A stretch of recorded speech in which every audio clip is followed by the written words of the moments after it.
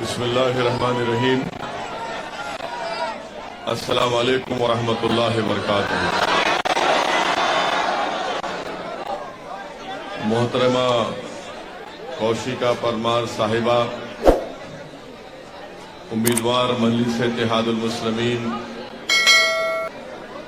जनाब साबिर काबलीवाला साहब, अध्यक्ष व सदर कुल हिंद मजलिस इत्तेहादुल मुस्लिमीन गुजरात, मोहतरम जनाब वारिस पठान साहब, साबिका रुकन असम्बली मुंबई, डाइस पर मंच पर बैठे हुए तमाम मोअज़्ज़िज़ उलमाए किराम, मशाइखीन उज़्ज़ाम, मेरे बावखार मजलिस के रुफ़ा, बुजुर्गान मिल्लत, मेरी इज़्ज़तदार माँ और बहनों और मेरे गयूर नौजवान साथियों, मेरे अजीज दोस्तों और बुजुर्गों, आप जानते हैं कि इस असेंबली हल्के से मजलिस ने मोहतरमा कौशिका परमार साहबा को यहां से अपना उम्मीदवार कैंडिडेट बनाया और वो तबीयत की नासाजी के बावजूद भी वो आज हमारे दरमियान में मौजूद है और अल्हम्दुलिल्लाह उनकी तबीयत में बेहतरी पैदा हो रही है। मेरे अजीज दोस्तों और बुजुर्गों, मेरी इज़्ज़तदार माँ और बहनों, पिछले 10 साल से इस असेंबली हल्के में, कॉन्स्टिट्यूंसी में कांग्रेस के उम्मीदवार को आपने कामयाब किया। 2012 से वो जीत कर आए, फिर 17 में दोबारा आपने उनको कामयाब किया। 10 साल में दानी लिमड़ा विधानसभा में कोई डेवलपमेंट का काम नहीं हुआ, कोई विकास का काम नहीं हुआ। और आप जानते हैं कि आपकी इस असेंबली हल्के में एक पिराना एक जगह है जहां पर पूरे अहमदाबाद का कचरा लाकर डाल दिया जाता है और अब वो कचरा इतना बड़ा हो गया कि 75 फीट का एक पहाड़ के तौर पर बन गया है। पूरे अहमदाबाद का कचरा वहां पर लाकर डाल दिया जाता है, कचरे को जलाया जाता है और उस कचरे की बदबू की वजह से, उसकी बास की वजह से हमारे नौजवान बच्चों की, हमारी माँ और बहनों के, उनके फेफड़े खराब हो जाते हैं, लंग्स खराब हो जाते हैं। जो 10 साल से यहां पर आपका वोट लेकर कामयाब होता रहा और 27 साल से भाजपा की सरकार है, इन दोनों ने दानी लिमड़ा आवाम की भलाई के लिए जिस जगह पर लाकर कचरे को डाला जाता है उसको खत्म नहीं कर पाए, तो कैसे भाजपा और कांग्रेस आपसे वोट का मुतालबा कर सकती है। भाजपा की सरकार ने कहा कि यहां पर जिस जगह पर कचरे के पहाड़ हैं, अब तो 3 पहाड़ हो चुके हैं। और वो 3 पहाड़ क्या है? एक कांग्रेस के नाम से है, एक भाजपा के नाम से और एक दिल्ली के मुख्यमंत्री छोटे रिचार्ज के नाम से, तीनों पहाड़ हैं। तो भाजपा ने कहा कि हम उस कचरे के पहाड़ों को साफ करके वहां पर एक ऑक्सीजन का पार्क बनाएंगे। भाजपा वालों, आप भी नरेंद्र मोदी की तरह फेंकने में उनसे आगे बढ़ रहे हैं।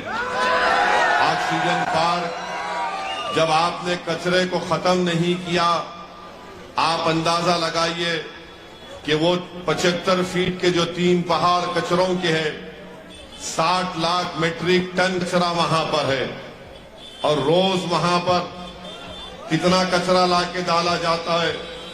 वहां पर रोज 4000 मीट्रिक टन कचरा लाके डालते हैं।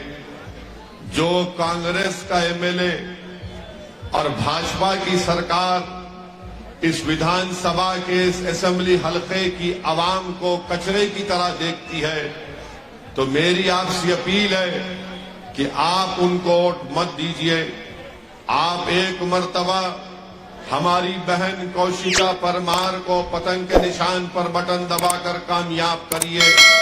मैं आपसे वादा कर रहा हूं कि इंशाअल्लाह ताला जब हमारी बहन कामयाब होगी दानी लिमडा से, तो वो खुद यहाँ पर कचरे डालने के काम को रोकेगी, इस कचरे के खत्म कराएगी यहाँ पर, और आपको एक राहत की सांस मिलेगी।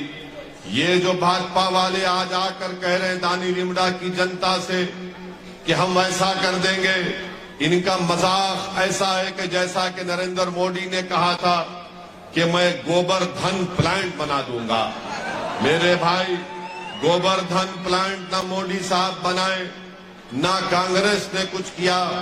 बारिश होती है तो आपकी गाड़ियों में, आपकी मोटरसाइकिल में, घरों में पानी घुस जाता है। आपके पास पीने का साफ पानी दस्तयाब नहीं है। ना 27 साल की भाजपा की सरकार ने, ना 10 साल के कांग्रेस के विधायक ने, एमएलए ने दानी लिमडा की जनता के लिए कोई विकास का काम किया।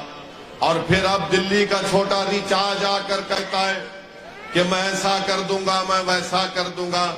मैं आपको बता रहा हूं इस दिल्ली की पार्टी के छोटे रिचार्ज के बारे में। दिल्ली में एक इलाका है ओखला, आप गूगल करके देख लीजिए इंटरनेट पर जाकर। उस ओखला के इलाके में भी इसी तरह के कचरे को लाकर डाला जाता है। क्यों कचरा लाकर डाला जाता है?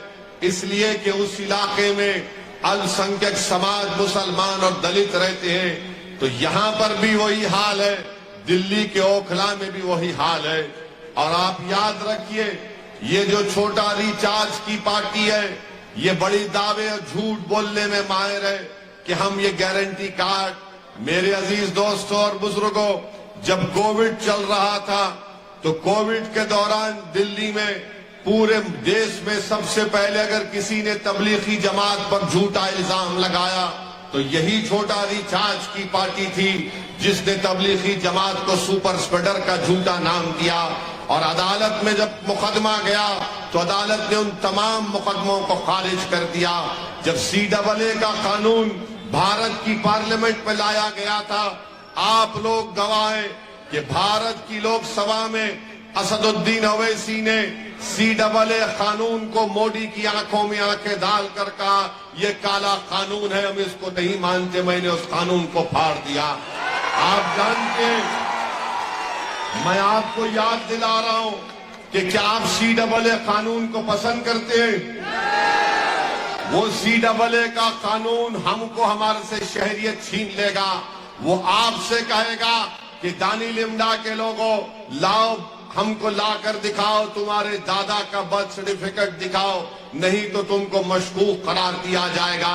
आप पार्लियामेंट का रिकॉर्ड उठाकर देख लो, यही दिल्ली की पार्टी आप, जिसका नाम आम आदमी पार्टी है, इन्होंने CAA कानून की तायीद की थी। इन्होंने तायीद की थी, मोदी के इस काले कानून की तायीद की थी। आज दानी लिमडा हो या फिर मुख्तलिफ इलाकों में आकर झूठी बातें करते हैं कि गारंटी कार्ड। अरे तुम तो हमारी बर्बादी के सामान को तैयार कर रहे थे।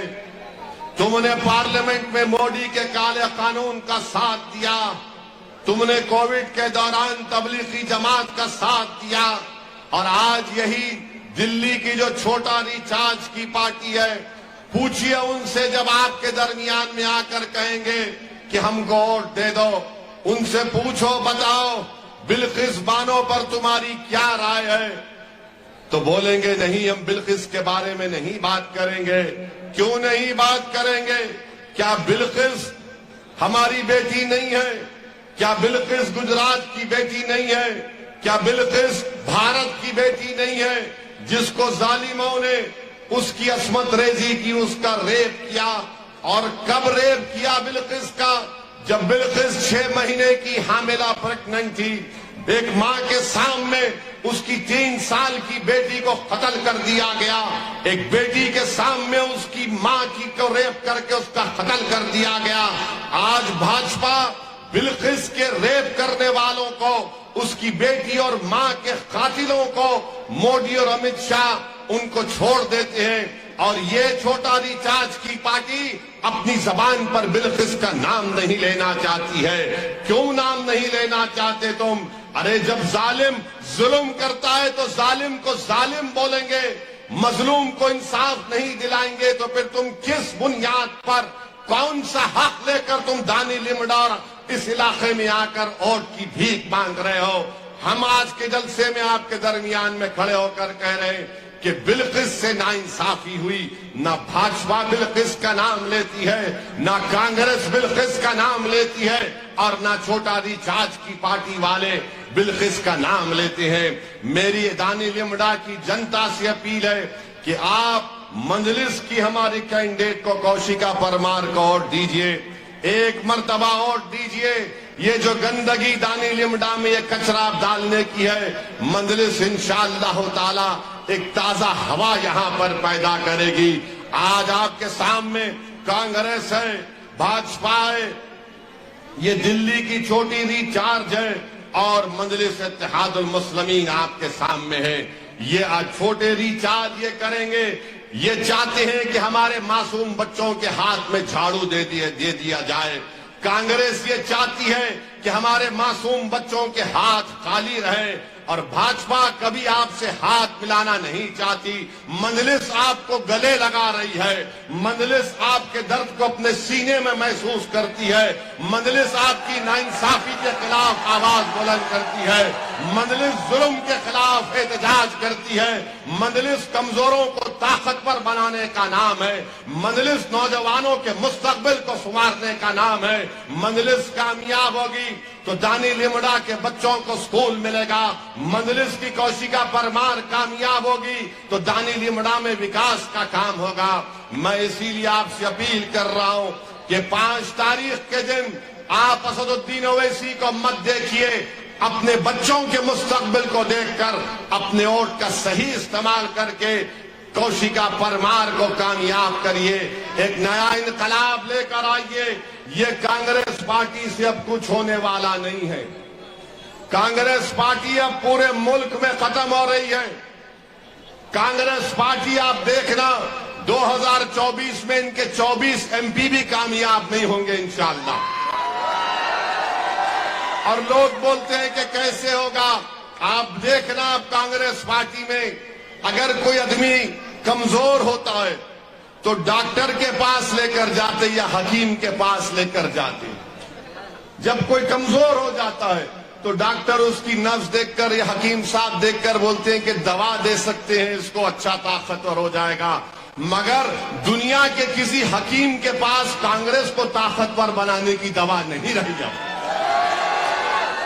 अब ये ताकतवर नहीं हो सकते, ये नीचे जा रहे हैं, नीचे जाएंगे। अरे 27 साल से इन्हीं कांग्रेसियों ने बीजेपी के साथ मिलकर बीजेपी को गुजरात में हुकूमत बनाने दिया। बताइए 27 साल में आपने भाजपा को नहीं हरा पाए, और आज जब हमारी बहन इलेक्शन लड़ने आती है तो कांग्रेस के लोग क्या क्या इल्जाम नहीं लगाते हम पर, क्या क्या बकवास नहीं करते।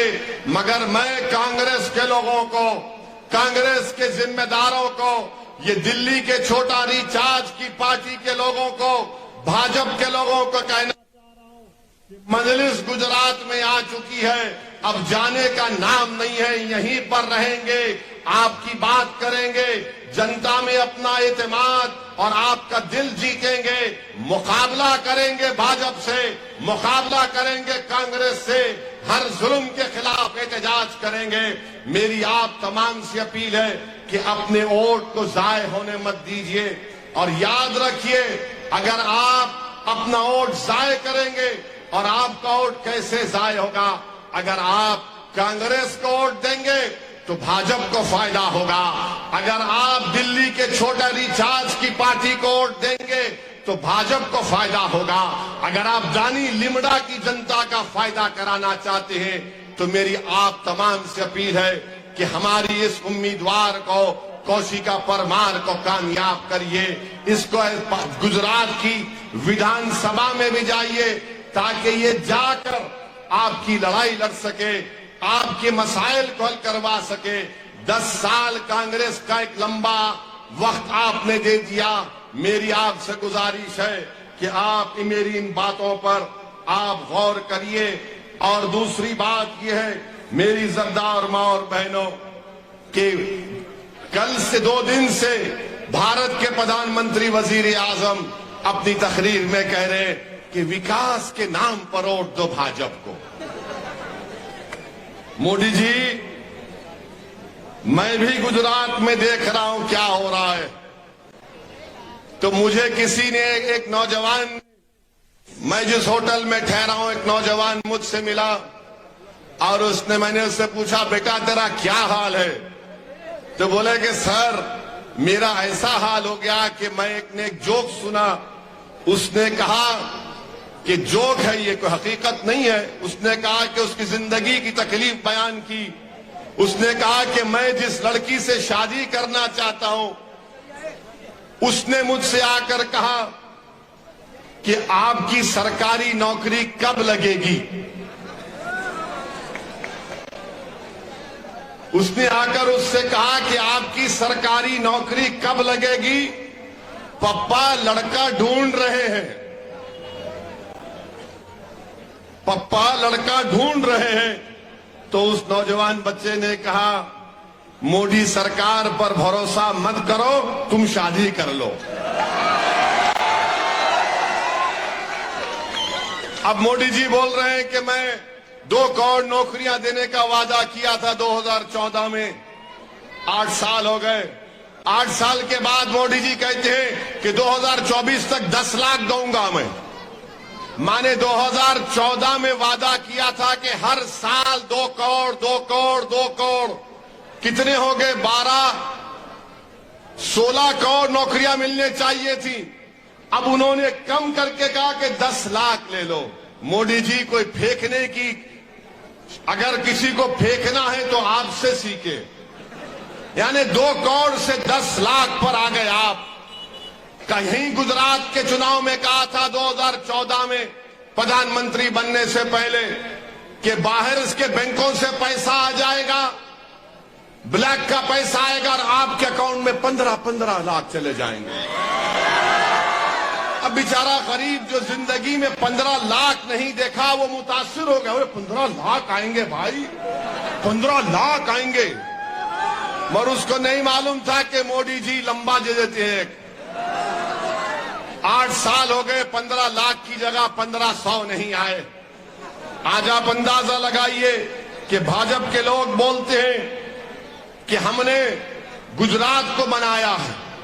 आपको मालूम, नौजवानों में बेरोजगारी, गुजरात में 13% नौजवान बेरोजगार है।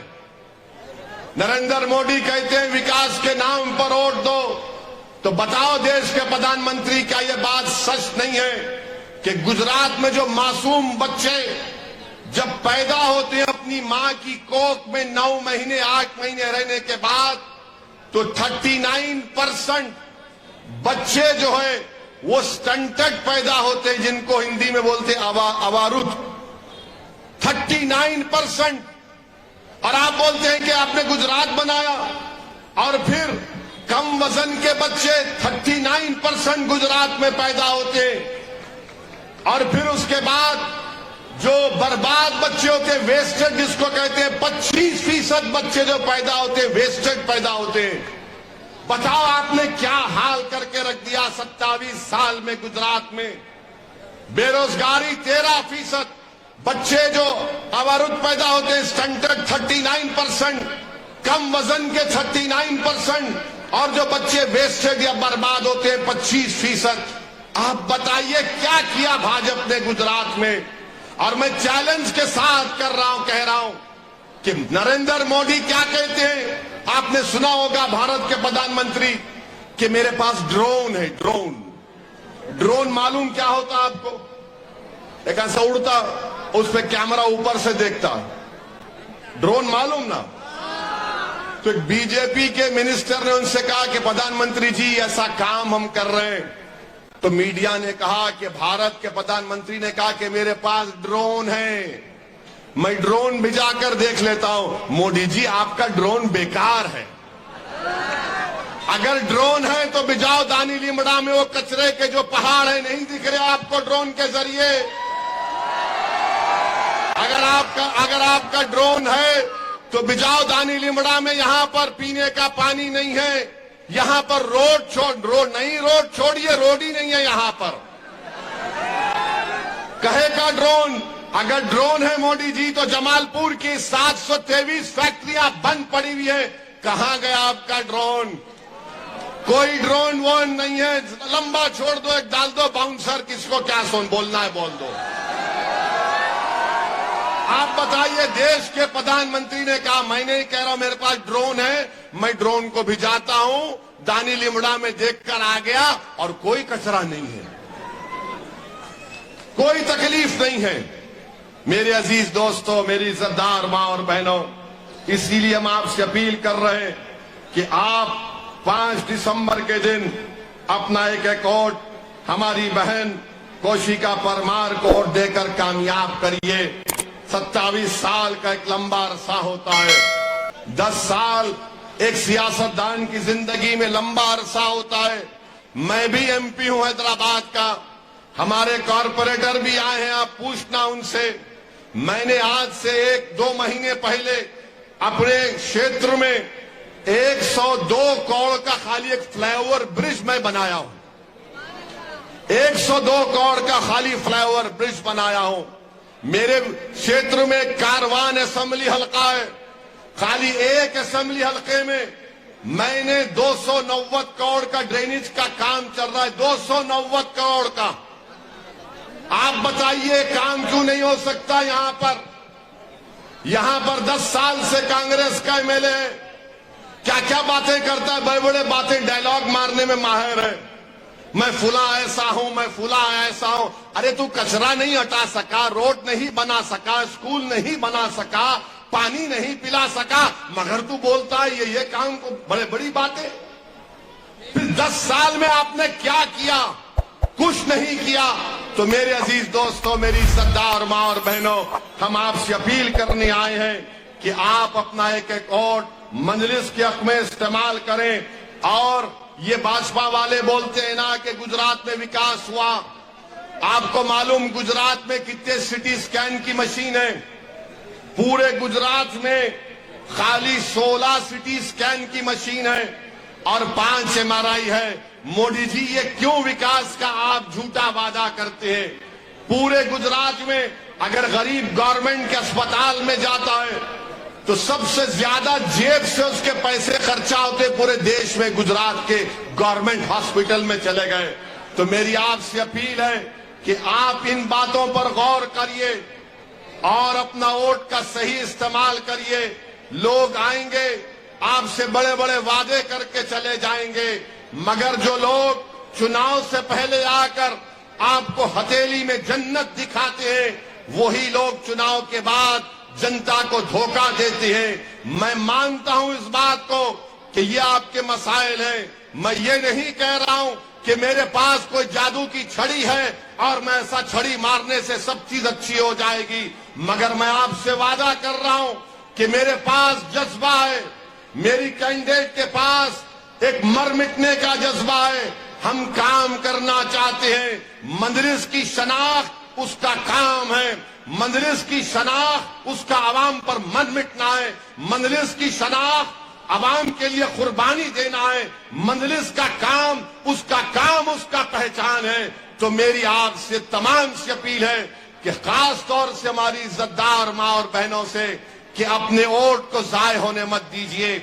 मैं नौजवानों से अपील कर रहा हूं कि आप 5 दिसंबर के दिन सुबह के अवलीन वक्तों में अपने घर से निकलिए, अपने वोट का इस्तेमाल करिए, अपने माँ बाप को लेकर जाइए और 5 दिसंबर के दिन इन आसमानों में दली निमदा के सिवाय पतंग के कोई चीज नजर नहीं आना चाहिए। मैं हमारे दानी लिमड़ा के हमारे दलित भाइयों से भी कहना चाह रहा हूं, पूछो ये कांग्रेस के कैंडिडेट से कि क्या वो ईडब्ल्यूएस रिजर्वेशन का हामी है। पूछो ये आम आदमी पार्टी से कि ईडब्ल्यूएस रिजर्वेशन की तायीद करते हैं नहीं करते हैं। ईडब्ल्यूएस रिजर्वेशन याद रखो मेरे दलित भाइयों, मेरे आदिवासी भाइयों और जो अंबेडकर से मोहब्बत करते हैं, जो भारत के संविधान से मोहब्बत करते हैं, ये ईडब्ल्यूएस रिजर्वेशन मुस्तकबिल में तमाम दलित और आदिवासी ओबीसी रिजर्वेशन को खत्म करके रख देगा। इसकी तायीद कांग्रेस पार्टी कर रही है, भाजपा कर रही है, ये दिल्ली की छोटा रिचार्ज की पार्टी कर रही है। तो मेरी आपसे अपील है कि आप मुत्तहिदा तौर पर एक होकर अपने वोट का इस्तेमाल करिए और मजलिस इत्तेहादुल मुस्लिमीन को कामयाब करिए। डरने और घबराने की जरूरत नहीं है। मैं आपसे वादा कर रहा हूं कि मैं पहली मर्तबा यहां पर नहीं आया हूं गुजरात को। जब 2002 के फसादात चल रहे थे तो मैं हैदराबाद से 50 लाख की दवाओं के साथ 20 डॉक्टरों को लेकर आया था। शालम की दरगाह में हम लोग रुकते थे, वहां पर हमने कैंप चलाया, वटवा में चलाया, जूहापुरा में चलाया। शायद इस इलाके में आए थे नहीं आए थे मुझे नहीं मालूम, मगर हम गुजरात को आए हैं। मैं आपको वादा कर रहा हूं कि मैं सिर्फ चुनाव के तक गुजरात को नहीं आया हूं। अल्लाह जब तक मुझे जिंदा रखेगा मैं आता रहूंगा। मेरी सियासी जिंदगी आवाम के दरमियान में रही है और जब मैं इस दुनिया से जाऊंगा कब्रस्तान को, किसी कब्रस्तान को मुझे नहीं मालूम, मैं तुम्हारे ही खंधों पर जाऊंगा। मगर जब तक अल्लाह जिंदा रखेगा मैं आपको इत्मीनान दिला रहा हूं कि जुल्म को मैं बर्दाश्त नहीं करता, जालिम से हाथ नहीं मिलाता। मैं किसी ताकतवर के आगे सर नहीं झुकाता। मैं आवाम का था, मैं आवाम का ही रहूंगा।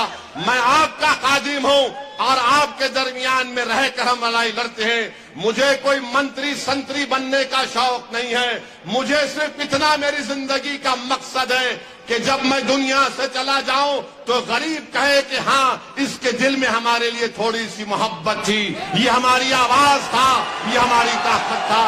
तो नौजवानों, बुजुर्गों, मेरी इज्जतदार मां और बहनों, मुत्तहिदा तौर पर 5 तारीख के दिन आप अपने घर से निकलकर पतंग के निशान पर बटन दबाइए। और नौजवानों, 5 तारीख को आपको क्या करना है, ये पतंग की डोर पकड़ के एक साथ सबको यही काम आपको करना है। और हमारी बहन के लिए दुआ करिए कि अल्लाह इनको कामयाब भी करे, अल्लाह इनको सेहत दे। अस्सलाम वालेकुम व रहमतुल्लाहि व बरकातहू।